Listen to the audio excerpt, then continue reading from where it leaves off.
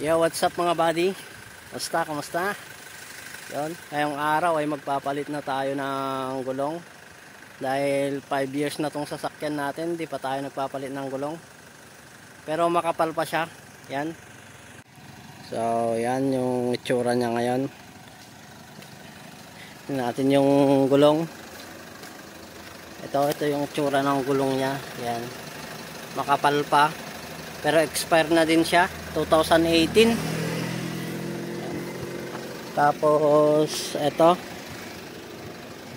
mayroon siyang hindi, sa kabila. Wait. Ito sa kabila. Mayroon siyang tama dito eh. Ito. May punit na siya dyan.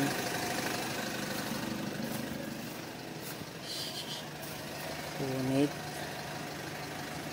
Ito. So, yon. Ang kakabit ko palang gulong, susubukan ko yung Arrivo. Pero rim 16 pa rin siya. So, yon, tara. Samahan niyo ako guys at kakabit na natin yung gulong. Let's go! So, ayan.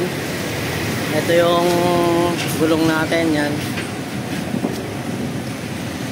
Ito 45, 70, 16.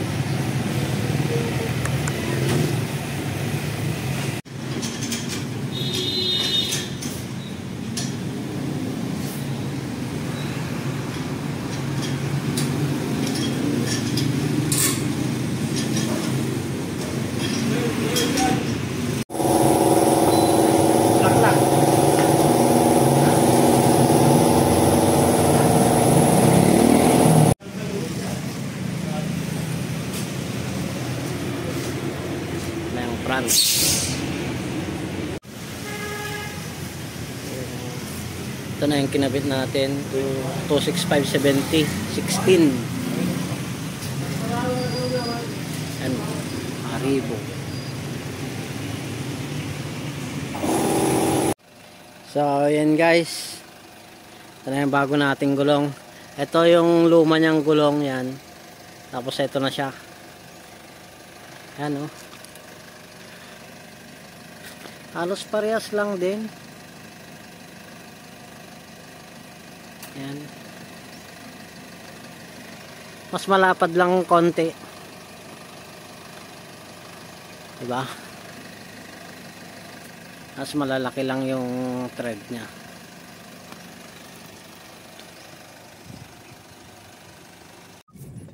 Try natin dito sa butas-butas na daan.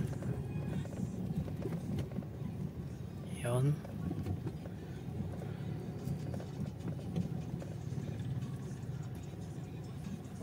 Balahon na.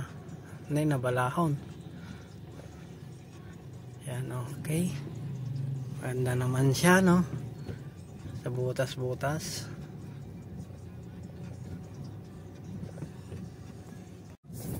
Try ulit natin dito sa may rough road. Yan.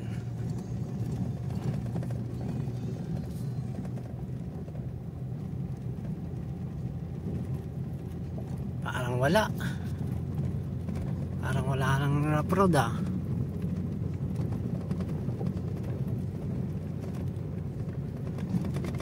Oh.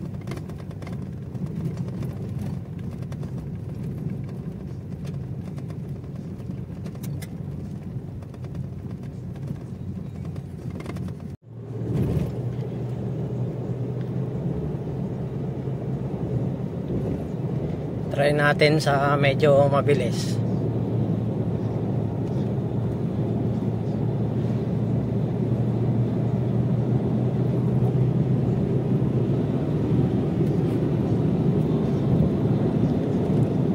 Yun.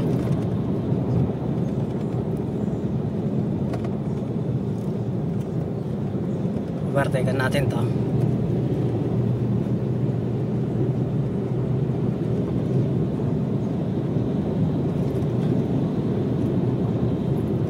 Woohoo! Maganda.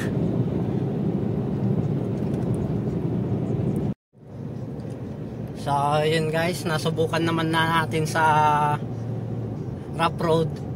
tsaka sa highway medyo mabilis. Okay naman siya. Hindi rin naman siya maingay kasi halos parehas lang din naman sa dati sa stock. Ang ano ko lang, medyo bumigat. Mas matagal siyang umabot ng 100, parang ganon. Mas mabagal siya, bumigat. Tapos medyo mataltag. Mas mataltag siya konti. Kasi pag yung stock medyo maganda, hindi mo nararamdaman. Pero ito medyo tumatalbog siya eh. Ramdaman mo yung parang rough road niya eh. So yun lang siguro guys.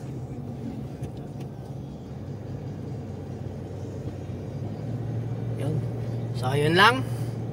Maraming salamat sa panonood. Bye!